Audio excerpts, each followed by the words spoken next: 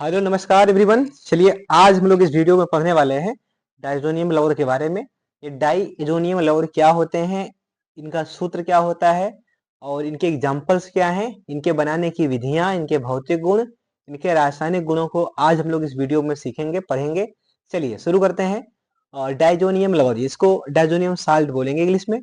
इसका सामान्य सूत्र जैसा आप देख रहे हो, सामान्य सूत्र क्या होता है, इसका सामान्य सूत्र, जनरल फार्मूला। इसको कैसे रिप्रेजेंट करोगे आप, देखिए इसको आप R N two plus X minus से क्या करेंगे, रिप्रेजेंट करेंगे। इसको आप R N two plus X minus से क्या करोगे, रिप्रेजेंट करोगे। यहाँ पर आर आपका एरिल समूह होगा। आर कैसा होगा, एरिल समूह। ये रोमेटिक होगा क्योंकि एलिफेटिक वाले बहुत ही कम स्टेबल होते हैं, उनकी स्टडी हम लोग यहाँ पर नहीं करते हैं। और जो एक्स माइनस है रिडायन है, उसकी जगह पर हम लोग क्लोरीन ब्रोमीन यानी कि Cl माइनस होगा और Br पे क्या होगा, माइनस होगा। HSO4 minus hydrogen sulphate BF4 minus आदि यहाँ पर हम लोग X माइनस की जगह पर यूज कर सकते हैं। तो चलिए हम लोग एग्जाम्पल की तरफ बढ़े। एग्जाम्पल क्या होगा इसका, जैसे हम लोग यहाँ पर आप देख पा रहे हो कि एग्जाम्पल क्या होंगे इसके। देखिए तो ये आपका है C6H5N2 प्लस Cl माइनस। तो C6H5 क्या होता है, ये आपका फेनिल समूह होगा, यानी कि बेंजीन रिंग वाला क्या होगा, समूह होगा यहाँ पर। तो इससे क्या लगा होता है भाई, इससे लगा होता है N2 प्लस लगा होता है और यहाँ पर क्या लगा होगा, Cl माइनस। तो ये जो चीज बना है यहाँ पर, इसी को कहते हैं आप benzene diazonium chloride, benzene diazonium chloride. दूसरा देखिए, दूसरा आपका है C6H5N2 प्लस HSO4 माइनस, मैंने यूज कर लिया। तो यहाँ पर ये क्या है, benzene benzene diazonium hydrogen sulphate. तो इसको यह नाम दिया गया बेंजीन डाइएजोनियम हाइड्रोजन सल्फेट, इसका क्या है, नाम है। अब देखिए कुछ इंपॉर्टेंट बातें हैं जिससे हम लोग कुछ जान लेते हैं। जैसे एलिफैटिक प्राथमिक एमीन, अगर हम लोग एलिफैटिक प्राथमिक एमीन लेते हैं, यानी कि जो एरोमेटिक ना हो, खुली श्रृंखला वाले यौगिक हैं। एलिफैटिक प्राथमिक एमीन आपका अति क्या होता है, अस्थाई अनस्टेबल डाइएजोनियम साल्ट का फॉर्मेशन करता है ना। बहुत ही अनस्टेबल यहाँ पर डाइजोनियम साल्ट का क्या होगा, निर्माण होगा। तथा जो एरोमेटिक प्राथमिक एमीन है, एरोमेटिक प्राथमिक एरीन है भाई, डाइजोनियम लौह जो बनाती है ना, जो निम्न ताप पर, बहुत ही कम ताप यानी 0 से लेकर 5 डिग्री सेल्सियस, केल्विन में कितना होगा, 273 से 278 केल्विन पर विलयन अवस्था में क्या होता है, बहुत अल्प समय के लिए स्थायी होता है। यानी कि ये भी बहुत ही कम स्थायी होता है, लेकिन विलयन अवस्था में थोड़े समय के लिए क्या होता है, ये स्थायी होता है। इसका स्थायित्व क्यों है, इसकी अनुनाद संरचना की, इसका स्थायित्व क्यों है, इसकी अनुनाद संरचना की वजह से। देख पा रहे हो आप इसकी अनुनाद संरचना, देखो यहाँ रिंग से जब N2 प्लस लगा है तो उसमें रिंग रिंग क्या हो जाएगी, तो रिंग का जो पाई इलेक्ट्रॉन है क्या होगा, वो यहाँ पर ये घूमेगा इस तरीके से, रेजोनेंस दिखाएगा। तो क्या होगा, इसके कई सारी स्ट्रक्चर्स यहाँ पर देखने को आपको मिलते हैं, है ना। आगे इसकी बनाने की विधियों की बात की जाए तो बनाने की विधियां क्या है, तो ये आपने ले लिया एनिलीन, आपने क्या ले लिया, एनिलीन, आपने एनिलीन ले लिया। तो एनिलीन की रिएक्शन आप कराते हो NaNO2 और HCl के साथ। मैंने आपको पहले बताया रखा था पिछले वीडियो में कि NaNO2 और HCl दोनों मिलकर के नाइट्रस अम्ल का फॉर्मेशन करते हैं। तापमान कितना होता है, 273 से 278 केल्विन, और ये आपका बन जाता है बेंजीन डाइजोनियम क्लोराइड, है ना। ये अभी क्या बना आपका, ये है benzene diazonium chloride, benzene diazonium, azonium का मतलब N2 पर प्लस, डाइएजोनियम क्लोराइड का क्या होता है, फॉर्मेशन होता है जो तरह का डाइएजोनियम लवण है। प्लस बनेगा NaCl प्लस बनेगा 2H2O। भौतिक गुण की बात की जाए, फिजिकल प्रॉपर्टीज की, तो यह एक क्या होता है, रंगहीन क्रिस्टलीय ठोस है। इसका कोई कलर नहीं होता है, रंगहीन क्रिस्टलीय ठोस है। यह जल में क्या होता है तथा ठंडे में स्थायी होगा। यह जलीय विलयन में यानी जल में विलय और साथ साथ क्या होगा, ठंडे में स्थायी होता है। बेंजीन डाइजोनियम जो फ्लोरोबोरेट होता है, जो फ्लोरोबोरेट जहाँ BF4 माइनस चार्ज होता है X माइनस की जगह पे, वो जल में क्या होता है, अविलेय होता है तथा कक्ष ताप पर क्या, कमरे के ताप पर क्या होता है, स्थायी होता है। इन बात किसकी हो रही है, बात हो रही है आपकी इसकी, यानी कि आपका बेंजीन रिंग होगा, उसके साथ कौन लगा होगा, N2 प्लस लगा होगा, इसके माइनस की जगह कौन होगा यहाँ पर BF4 माइनस। बात इसकी हो रही है, तो ये क्या है, बेंजीन डाइजोनियम फ्लोरोबोरेट। ये जल में क्या होता है, अविलेय, जल में घुलता नहीं है। कमरे के ताप पर क्या होता है, ये स्थायी भी होता है। चलिए डाइजोनियम साल्ट की हम लोग पढ़ते हैं रासायनिक अभिक्रियाएं।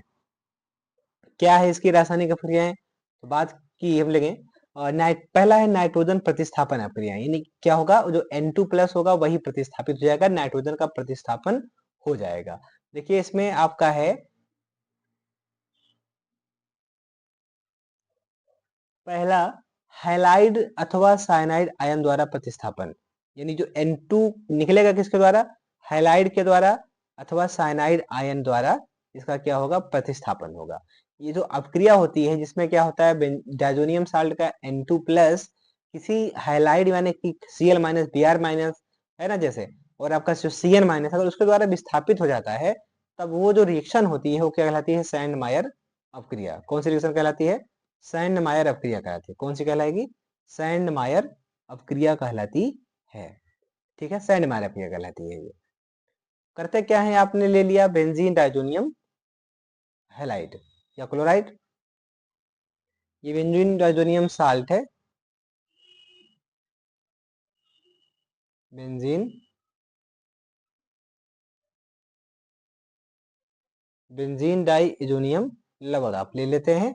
इसकी रिएक्शन आप कराते हो CuCl2 और HCl के साथ, क्या हो जाएगा, तो यहाँ पर पूरा ग्रुप यहाँ से हट जाएगा, पूरा ग्रुप यहाँ से हट जाएगा, और क्या लग जाएगा, यहाँ पर Cl लग जाएगा। क्या लग जाएगा, यहाँ पर Cl लग जाता है। तो इसका नाम क्या हो जाएगा भाई, क्लोरोबेंजीन। साथ में निकलेगा N2। और दूसरी रिएक्शन क्या है, आप लेते हो Cu2Br2, और क्या होता है साथ में HBr। तो क्या होगा, यहाँ X- की जगह पर क्या लग जाएगा, आकर के यहाँ पर Br लग जाएगा, यानी ब्रोमो बेंजीन का फॉर्मेशन हो जाएगा। साथ में निकलेगी N2 गैस। और तीसरा आपका है, अगर आप ले लेते हैं CuCN, क्या ले लेते हैं, CuCN ले लेते हैं, और क्या लेते हैं KCN, तो क्या होगा, यहाँ पर पूरा ग्रुप हट करके यहाँ क्या लग जाएगा, यहाँ पर Cn लग जाएगा, यहाँ लग जाएगा Cn, साइनाइड लग जाएगा। ठीक है, ये होती है आपकी सैंड मायर अपक्रिया, यानी कि आप इस विधि से डाइजोनियम साल्ट से आप क्लोरोबेंजीन, ब्रोमोबेंजीन, है ना, साइनोबेंजीन का फॉर्मेशन कर सकते हो। आगे देखते हैं गार्टर मान अपक्रिया क्या है। गार्टर मान अपक्रिया में क्या होता है भाई, गार्टर मान अपक्रिया में आप भी डाइजोनियम लोअर लेते हो, बेंजीन डाइजोनियम लोअर, है ना, आपने यहाँ पर बेंजीन डाइजोनियम लोअर लिया है, बेंजीन डाइएजोनियम लवण, बेंजीन डाइजोनियम लवण आप लेते हो, इसकी रिएक्शन आप कराते हो कापर के साथ और HCl के साथ, क्या होता है, यहाँ पर क्लोरोबेंजीन बनती है। यहाँ पर क्या बनती है, क्लोरोबेंजीन का निर्माण होता है। ठीक है, और दूसरी रिएक्शन आपकी क्या है, अगर आप वहां पर Cu के साथ HBr को लेते हो, तो यहाँ पर ब्रोमीन आके लग जाएगा, यानी बन जाएगा आपका ब्रोमोबेंजीन। क्या बन जाएगा, ब्रोमोबेंजीन ये बन जाएगा। ठीक है, आयोडाइड आयन द्वारा प्रतिस्थापन। अब ये आयोडाइड आयन के द्वारा कैसे प्रतिस्थापन होगा, समझिए, ये अगली रिएक्शन है आपकी, आयोडाइड आयन द्वारा प्रतिस्थापन, आयोडाइड आयन द्वारा प्रतिस्थापन। यहाँ पर क्या करते हैं, बेंजीन डाइजोनियम क्लोराइड लेंगे, बेंजीन डाइजोनियम क्लोराइड लेंगे, रिएक्शन किससे कराएंगे, Ki के साथ, Ki ले लेंगे, तो क्या होगा, I- इस पूरे ग्रुप को निकाल करके यहाँ पर आ जाएगा, और बन जाएगा आयोडोबेंजीन। क्या बन जाएगा, आयोडोबेंजीन। साथ में KCl निकलेगा, और क्या निकलेगा, N2 यहाँ से निकलता है।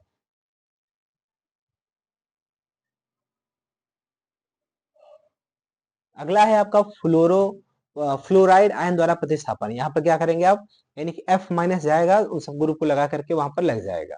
तो आपने क्या लिया, बेंजीन डाइजोनियम क्लोराइड लिया, ठीक है, और क्या लिया है आपने, यहाँ पर HBF4- आपने लिया है। इसकी रिएक्शन आप कराते हो तो क्या बन जाता है, यहाँ पर देखो, ये Cl यहाँ से हट जाएगा, इसकी जगह पर BF4- आ जाएगा, तो इसको बोलते हैं benzene diazonium fluoroborate, benzene diazonium fluoroborate. इसको हीट करेंगे तो क्या हो जाएगा, बेंजीन रिंग से आ करके फ्लोरीन क्या हो जाएगा, लग जाएगा। ठीक, यहाँ पर आपको फ्लोरीन लग जाएगा, यानी फ्लोरोबेंजीन का फॉर्मेशन हो जाएगा, BF3 बनेगा, और किसका फॉर्मेशन होगा, N2 का फॉर्मेशन हो जाएगा। यानी कि एक बात आप जानो, कि अगर हम बेंजीन रिंग में फ्लोरीन को लगाना चाहें तो आसानी से फ्लोरीन को लगाया नहीं जा सकता है। ठीक है, तो ये डेंजरस होता है फ्लोरीन की रिएक्शन करा करके क्या करना है बेंजीन रिंग में और फ्लोरीन को लगा देना। इसके लिए क्या करते हैं डायजोनियम साल्ट को लेकर के हम लोग उसकी रिएक्शन पहले HFBF4 से कराएंगे, जिससे आपका बेंजीन डायजोनियम फ्लोरोफास्फेट का फॉर्मेशन हो, जिसको आप पुनः क्या करेंगे गर्म कर देंगे तो क्या बन जाएगा फ्लोरोबेंजीन का फॉर्मेशन हो जाएगा। चौथा है हाइड्रोजन द्वारा प्रतिस्थापन। N2+Cl- का क्या हो जाए, ये हाइड्रोजन द्वारा प्रतिस्थापन हो जाए तो यानी कि वहां पर क्या लग जाएगा ऐसे लग जाएगा तो क्या बन जाएगा बेंजीन का फॉर्मेशन हो जाएगा। तो आपने क्या किया कि बेंजीन डायजोनियम क्लोराइड को लिया, इसकी रिएक्शन आपने किससे करा दी है, इसकी रिएक्शन आपने करा दी H3PO2 से। क्या होता है ये आपका, ये होता है आर्थोफास्फोरस अम्ल। ये आर्थोफास्फोरस अम्ल है, इसकी H2O से क्या होती है रिएक्शन, इसकी H2O से क्या होती है रिएक्शन, और क्या बन जाएगा यहाँ पर बेंजीन का फॉर्मेशन हो जाएगा। N2 गैस निकलेगी, H3PO3 बनेगा और HCl बनेगा। और दूसरा है आपने क्या लिया लिया है, आपने यहाँ पर एल्कोहल भी ले लिया है, एल्कोहल का भी यूज आप कर सकते हो।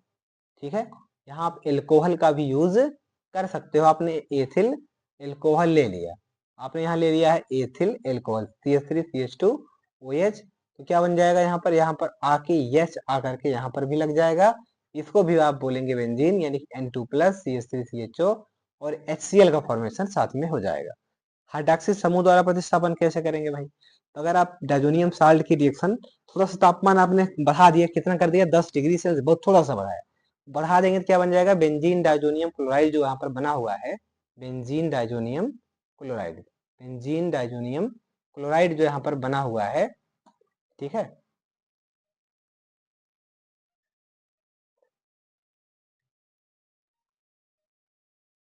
तो बेंजीन डायजोनियम क्लोराइड क्या होगा H2O से रिएक्शन करेगा, किससे करेगा भाई H2O से, H2O से रिएक्शन करेगा, H2O से रिएक्शन करके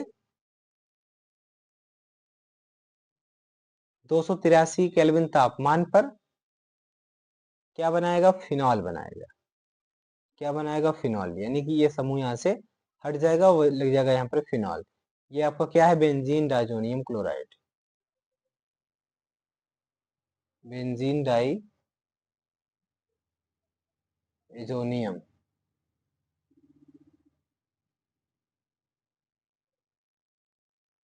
ठीक, आगे चले, ये NO2 समूह द्वारा कैसे होगा प्रतिस्थापन, अगर आप बेंजीन डायजोनियम क्लोराइड की यानी बेंजीन डायजोनियम क्लोराइड की रिएक्शन आप HBF4- से कराते हो तो पहले क्या लग जाएगा N2+ बनेगा वहां रिंग के साथ, BF4- बनेगा, और इसकी रिएक्शन आप यानी NO2 से कराओगे कंसंट्रेट से, तो NO2 समूह जाकर के क्या हो जाएगा इस N2+ BF4- की जगह पर जाकर के लग जाएगा, और आपका यहाँ पर बन जाएगा नाइट्रोबेंजीन। ठीक है, क्या बन जाएगा नाइट्रोबेंजीन, साथ में बनेगी हाइड्रोजन गैस और BF3 मॉलिक्यूल। आगे लिखा है अपक्रिया जिनमें डाई ये जो समूह सुरक्षित बचा रहता है, तो उसमें आपकी है युग्मन अपक्रिया। बेंजीन डायजोनियम क्लोराइड की फिनॉल से अपक्रिया कराने पर इसके पैरा स्थान पर युग्मित होकर पैरा हाइड्रॉक्सी बेंजीन बनता है ना। इस प्रकार की अपक्रिया को युग्मन अपक्रिया कहते हैं। कहने का मतलब आप रिएक्शन में देखिए ध्यान से, रिएक्शन में क्या है पहला है बेंजीन डायजोनियम क्लोराइड है ना, यानी कि बेंजीन डायजोनियम क्लोराइड है, ये क्या होता है आपका benzene diazonium chloride.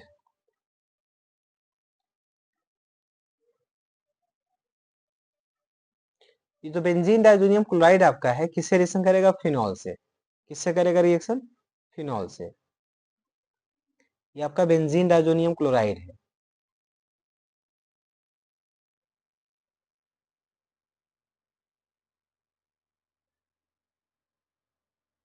Benzene diazonium chloride है ये।